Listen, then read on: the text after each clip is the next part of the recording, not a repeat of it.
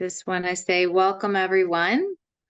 Uh, the webinar today is called Exploring SARC-044 Trial, Key Details and what the GIST community can gain from the study. So during this seminar, all participants will be in a listen-only mode, and there will be a question and answer session at the end of the presentation using questions submitted through the Q&A feature. The length of time of this webinar is a little bit shorter than our previous ones, so just keep that in mind. Please also remember the information provided in this web seminar is not intended as a substitute for your physician's guidance and care. My name is Sarah Rothschild. I'm the Executive Director of the LifeRaft Group. I'd like to introduce our presenter today. Dr. Candace Haddox is an instructor in medicine at Harvard Medical School and a medical oncologist and clinical translational investigator in the Sarcoma Center and the Center for Cancer Therapeutic Innovation at Dana-Farber Cancer Institute. Dr. Haddox's research focuses on developing novel therapies rooted in sarcoma biology and determining mechanisms of treatment response and resistance, particularly in GIST. She joined the faculty in Dana-Farber in 2021, where she currently sees patients with sarcomas and leads clinical trials in early drug development. And I'm very excited that she is going to be presenting this study today because the LifeRaft Group had the opportunity to help support this, and we really would like to create more awareness about it. So I'm going to hand this off to Dr. Haddox to begin. Thanks so much for the introduction, Sarah, and I'm so grateful for the opportunity to review SARC-44 with everyone. And thanks to the LifeRaft Group for putting this webinar on and for the opportunity today. Thank you to all of those who are tuning in and listening. And as mentioned, we'll be exploring SARC-44, reviewing the key details and what we hope to learn from this study. First, a little bit about me, although you just heard Sarah's great introduction. I'm a medical oncologist based at Dana-Farber in Boston, Massachusetts, and kind of bumped around a lot for my medical training and research training, but I joined the group in 2021, and I see patients in our sarcoma center and also see sarcoma patients that are interested in joining early phase clinical trials or phase 1 trials through our Center for Cancer Therapeutic Innovation. And my research does focus a lot on GIST, particularly developing clinical trials and trying to understand the disease more in terms of how we can predict drugs will work or not work for these diseases and learning new things that we can develop into the next wave of therapies. So that's what my research focuses on. And today we'll be diving in deep on SARC-44. First, I'll start out by reviewing the relevant background in GIST that led us to put this trial together. So we'll go over the rationale, we'll go through what's expected on this study, some of the goals, what we hope to learn, and for those that may be interested in participating, I wanted to show a little bit about what patients would be eligible and the current status of the study, and then we'll move into a question and answer segment. So for the background on GIST, I know this is going to be a lot of review for the folks tuning in, but I just wanted to lay the foundation so that it's clear why we developed the study the way we did. So as many of you probably know, GIST are the most common sarcoma subtype. There are over 80 different subtypes of sarcoma, but GIST is the most common and the most common one that occurs in the digestive tract from the esophagus, the stomach, the bowel, and the rectum. About 80% of these tumors have mutations in a gene called KIT, and that causes the KIT molecule to be stuck in the on position. And that's such a fundamental part of how GIST ticks. So let's dive into that just a little bit more. So we think about our cells and we zoom in on the cell membrane of cells. We see a bunch of things that are present kind of flanking the outside of the cell and the inside of the cell. And one of those things is a molecule called KIT. And KIT sits, as I mentioned, both on the outside and inside of the cell, and it receives a KIT signal called stem cell factor that binds to it. And when stem cell factor binds, it generates a signal to the cell that tells it to grow, survive, or multiply. And this is a very tightly regulated function in all of our cells. And it should only get the signal when the KIT signal is present. However, in the case of GIST, the mutations that happen in the KIT gene cause KIT to be stuck in the on position, meaning that regardless of how much KIT signal or stem cell factor is present, this is constantly giving the message to grow, survive, and multiply, and that's what gives it its cancerous behavior. We talk a lot about exons. Before I move on, I just want to mention that exon is sort of like the zip code within the gene of where the mutation occurs.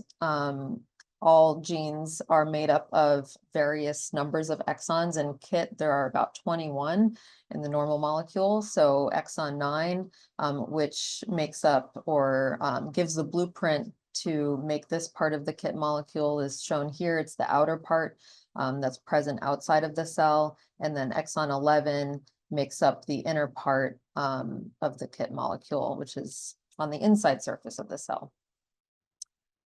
These exon 9, exon 11 mutations are the most common mutations that we see first arise in GIST. And as I said, when it's stuck in the on position, our goal in treating GIST is to try to shut down that signal. And that's where the first drug that was developed for GIST, imatinib, also called Gleevec, is effective. And it's effective for these exon 9 and 11 mutations. And then what we know is that as we continue to treat patients, we start to see these other mutations arise. And we often see those in exons 13 and 14 or exons 17 and 18. And that gives the GIST cells resistance to imatinib. And the way that we address the resistance to imatinib is by continuing on to the next line of therapy, which the standard is sunitinib. Why do we give it second as a standard? Because that's the order in which it was developed. So this was the second drug that was developed for GIST, so that's our usual second line therapy. Third line is typically regorafenib, and fourth line is typically ripretinib. However, we know, based off of decades of research, that some of these drugs may be better at blocking the KIT signal in the context of specific mutations. Let me restate that. For example, sunitinib may work best for GIST cells that have exon 13 and 14 resistance mutations. Regorafenib and ripretinib seem to work best for GIST cells that have exon 17 and 18 mutations.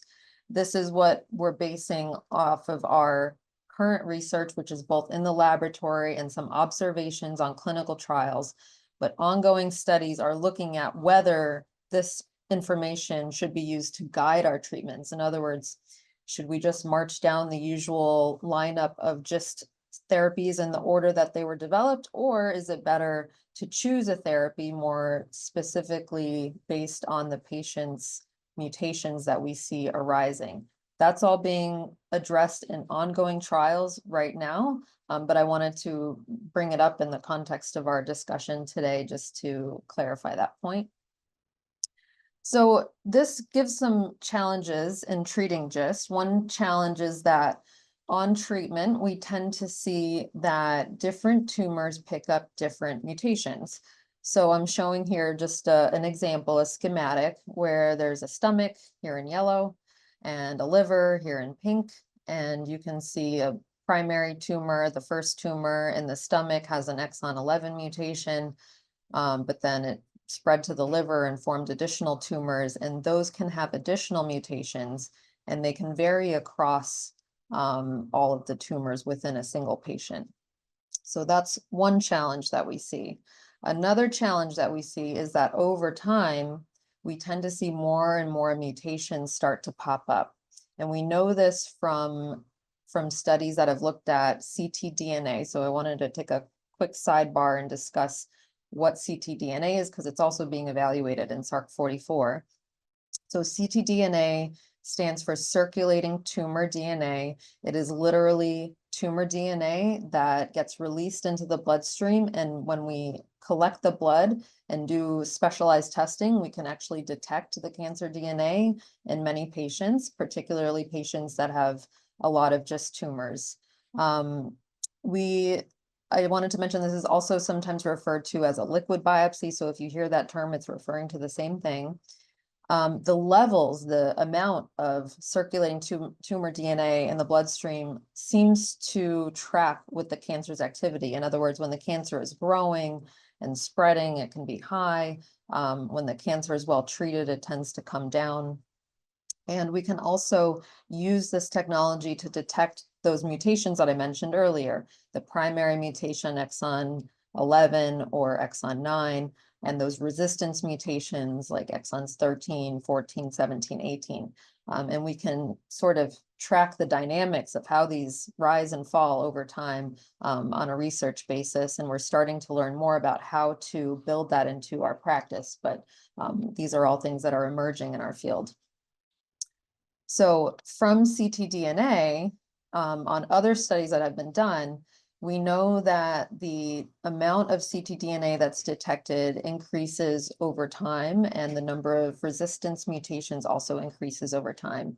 So for example, for patients that are starting their second line of therapy, usually after imatinib, about 75% will have detectable levels of circulating tumor DNA.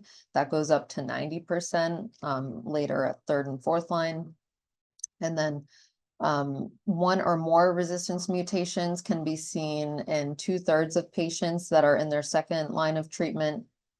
2 or more resistance mutations are seen in about 1/4 of patients, and those also increase over time. In some studies, we see that patients can have many mutations. In one paper showed that a patient had up to 14 mutations. So the complexity of these mutations that are coming on board gets more and more complex over time. So this is something that's a challenge in just treatment. So how can we overcome this challenge? Well, I wanted to review that we don't currently have a drug, one single drug that's approved that addresses comprehensively all of the resistance mutations that we see popping up. I mentioned before that imatinib works well on exon 11 in this schematic, but is not so good when we start to see 13, 14, 17, 18 mutations arise.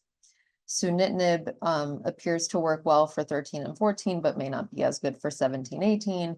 And then on the flip side, regorafenib and ripretinib appear to do well with 17, 18, but may not have as good activity as sunitinib for exons 13 and 14 resistance mutations.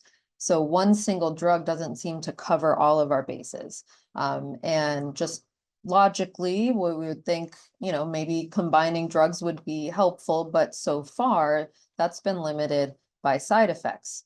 So we know that some of these have overlapping side effects for patients, and so combining them makes those side effects intolerable.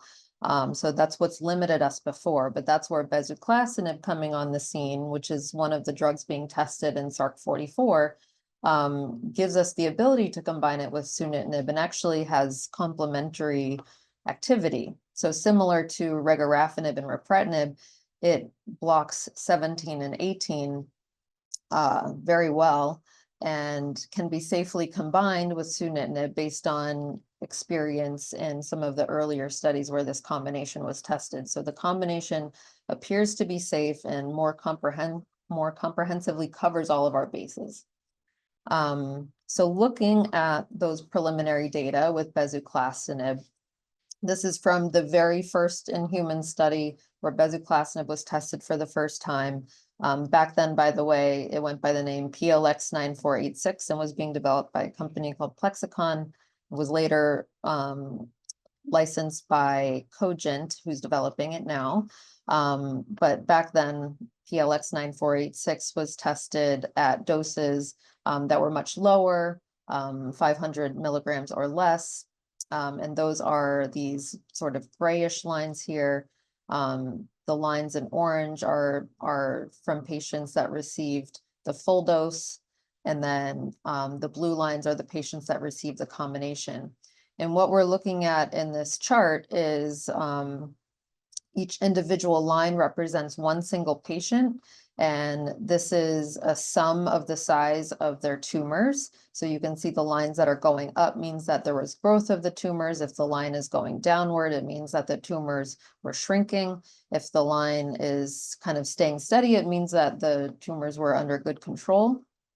And what you can see just kind of standing back and taking a look is that the orange lines, the single drug at full dose, looks like it has some nice control of these tumors, and perhaps the blue ones even more so, with deeper regressions and longer lasting tumor control over time. So this was preliminarily very exciting, and that's what's led to all the research going forward with bezuclastinib. So as I mentioned, it moved over to the company called Cogent Biosciences, who's also supporting SARC044 and providing bezuclastinib for the trial. It got its name bezuclastinib.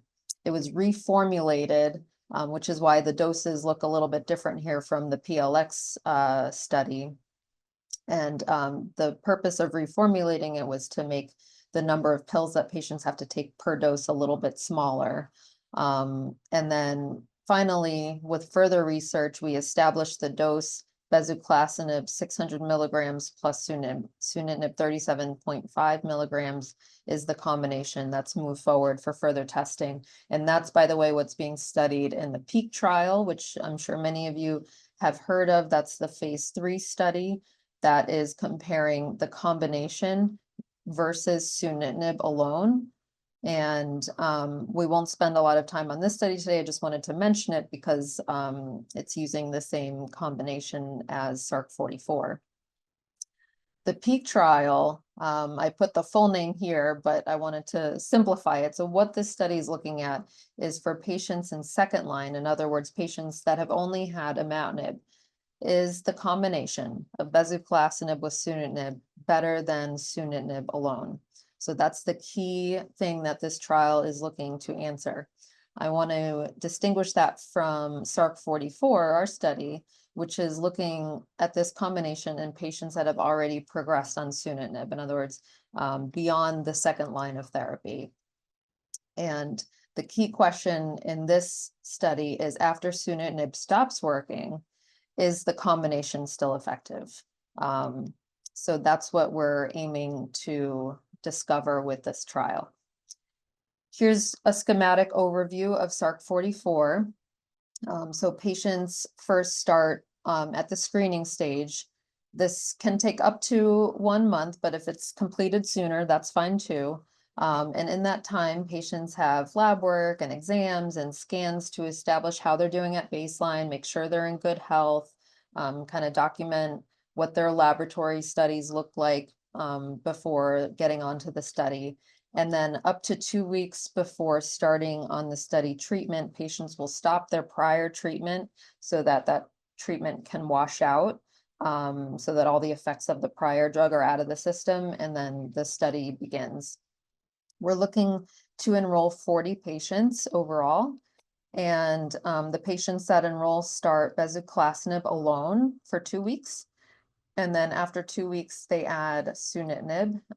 Each cycle is 28 days, but really both of those drugs, after sunitinib is added, both drugs are continued sort of indefinitely. As long as they're benefiting and as long as the person's doing well in the treatment, patients continue on the therapy.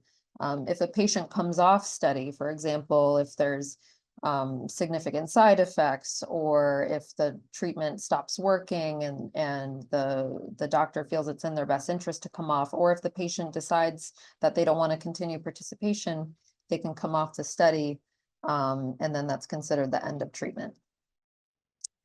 A little bit about what's expected on the study. There are clinic visits that are required at screening, and then really throughout the study. During this lead-in phase where we're adding treatments, patients will come in before starting the sunitinib, and then at cycle 2. But then going forward after cycle 3, patients only have to come in every other cycle for labs and clinical assessments, trying to, make it a little bit more practical and fit with a normal life schedule for patients. And then there's one final visit if a patient comes off therapy. Scans are done at baseline, like I mentioned, and then every 2 months or on the odd cycles. And if a patient's on study for a long time after cycle 15, they can space that out to every 3 cycles getting scans. So again, alleviating some of the time burden that's required on a clinical trial.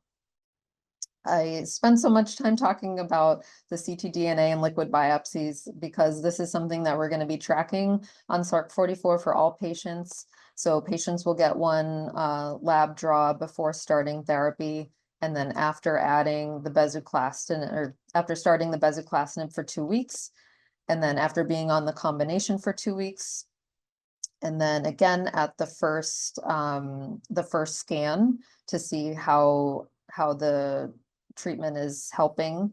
That will be another time point where we're collecting blood samples for ctDNA, and then if a patient comes off study. And then lastly, there's a quality of life survey that's delivered so we can understand how patients feel while they're on this therapy, and that's administered at 4 time points during the trial. So with this part, what do we hope to learn? I think the primary question that we want to answer is this combination effective for patients that have already progressed on sunitinib? So that's our key question. But of course, as I mentioned, these liquid biopsies are going to be an important analysis and give us a lot of information. So this, as we track how the ctDNA is doing over time, we can see which tumor cells, which exons are rising and falling, and that gives us clues about which patients may respond best to the combination, but also understand why the treatment stops working. And this really is what we need to develop the next therapies. If we can understand why something stops working, we can hope to address that with a new therapy that's yet to be developed, for example. And then I also mentioned the quality of life surveys are important for us to understand how patients feel when they're on this treatment. I wanted to mention so there are 20 patients of the 40 that will be enrolled into a PET CT and biopsy cohort. At the current moment, this is only available at Dana-Farber, but we're trying to find ways to make it available to other sites as well. How this works is patients, after they complete the screening and have the washout where the prior treatment before starting the study is stopped, patients have a PET scan before they begin the trial treatment. PET scans are like CT scans with an added radioactive sugar that gets taken up by any tissues, including cancer cells, that are very active. So if the cancer is really viable and active, it should show up bright on the PET scan, and that can make the tumors appear like a whitish color. And what we expect is that if the treatment is effective, this intensity of the brightness should go down in the tumors. So at baseline, patients will get a PET scan. And then after they have the 2 weeks of bezuclastinib, and just as they're starting sunitinib, they'll get a second PET scan. And again, we hope to see that this intensity is dialed down in some of the tumors. And then, but it may not be all of the tumors, right? And then finally, the third PET scan is done after they're on the combination therapy for 2 weeks. And at this time point, we hope to see all of the tumors are dark. But our plan is actually to biopsy if there's a tumor that is still bright on the PET scan. And that tissue will hold very precious information to let us know why the tumor is not responding to the combination therapy. So we're using this PET scan series to understand why the treatments help or don't help. And that will be really important to advance just research down the road. So that's an overview of this cohort from the time of this third PET scan and biopsy onward.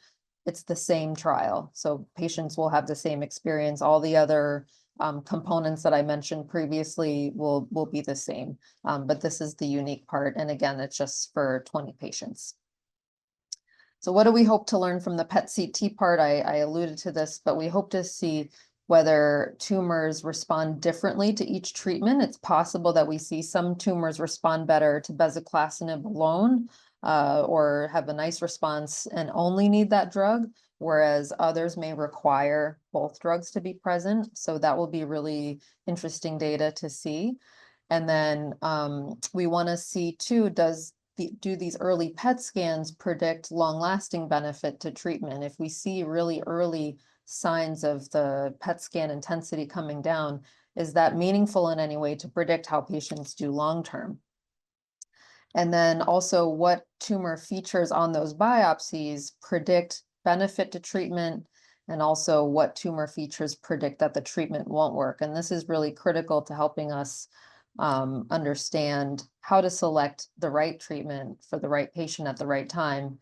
And that's such a key and core component of the study. Of course, we want to understand the efficacy of the combination in patients after sunitinib, but I really feel strongly that these questions here, from the PET-CT and biopsies and the ctDNA and all those things, those are really what's going to advance GIST research going forward. So it's such an important aspect of this trial.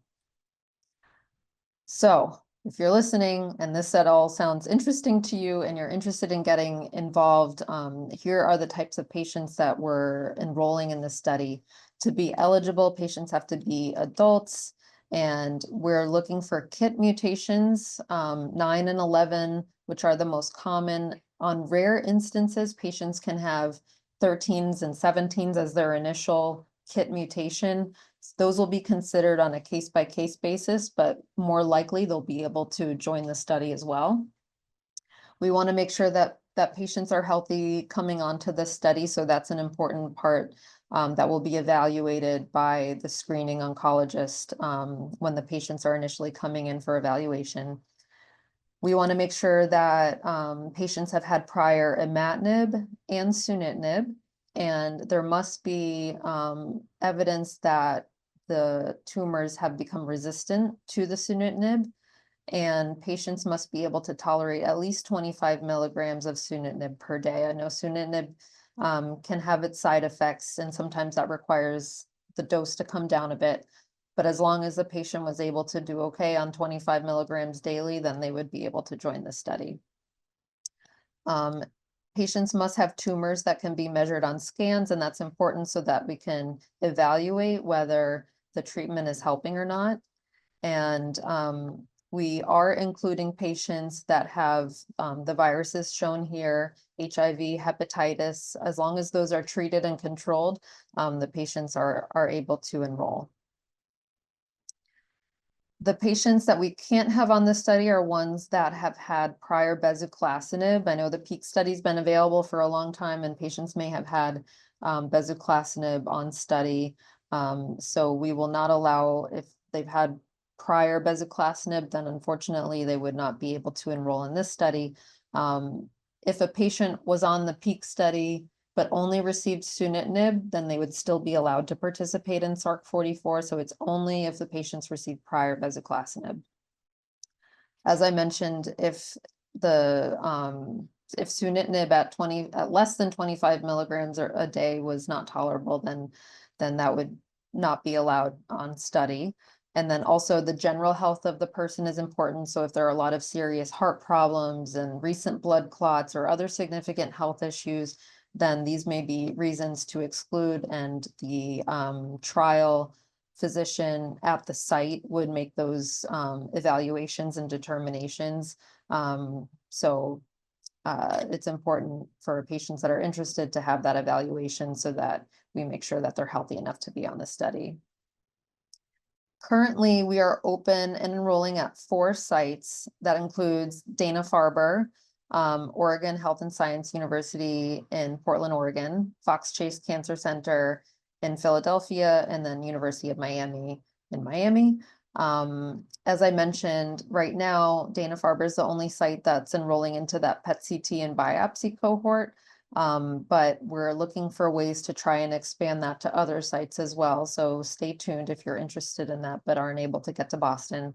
And we expect that enrollment will be completed in the spring of 2025. I can't be more precise than that, but I think that there's still time to join if you're interested. So I know that there are a lot of promising therapies being developed and just and a lot of options out there, including standard therapies. So why participate in SARC-44? I think first and foremost, it could give access to a therapy that's promising. That's another tool in the toolkit that wouldn't be available otherwise through standard of care. But I think bigger picture is that participating in this trial really does contribute to the GIST community and researchers and helping us understand this disease and also get more information about the combination and why it works, why it doesn't work. And as I mentioned earlier, I really think that these data that we're generating here could help inform the next wave of GIST therapies because we'll be getting a lot of information about late stages of GIST and whether there are different signals and things like that that we need to incorporate into our therapies in the future. So there's a lot to learn here, and I think that this is going to be a really key outcome from SARC-44 that will have long-lasting effect for our community. So if you're listening today and you're interested in participating, I want to thank Sarah from the Life Raft group who offered the Life Raft group. Sorry, that's so challenging to say to facilitate connecting patients with sites that have availability to participate in SARC-44. And then my last slide, I just want to acknowledge everyone that has made this study happen. First and foremost, the participants and their loved ones who are currently involved in the study, all of the sites and the research teams. We're collaborating with SARC, who's been our organizing center for this study. We've had patient advocates shown here that have given input on the design and have been involved in the study. And then importantly, this couldn't be possible without really generous funding from our sponsors, including from the Life Raft group. So thank you, Sarah, for being such a wonderful partner in this study. And we can kick off the Q&A session now if it's a good time. Yeah, perfect. Thank you very much for this presentation. It's a very well-designed study, so we're very excited about it. Some questions have come in, so I'm going to just jump on in. So the first one is, how does a secondary mutation arise?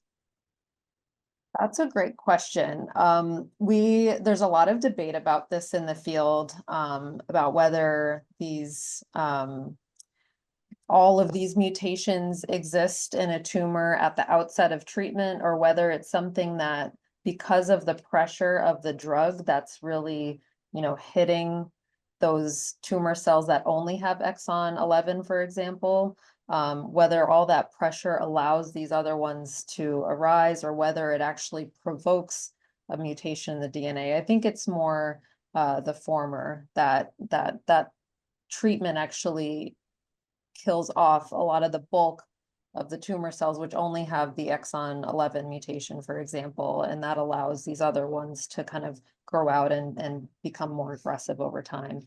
But it's a really intriguing question, and one that we don't quite know the answer to. Okay, great. Thank you. How about a person who has progressed on imatinib and Stivarga but never took sunitinib? Will they be eligible for this trial? Not yet. They have to have sunitinib in order to enroll in the study.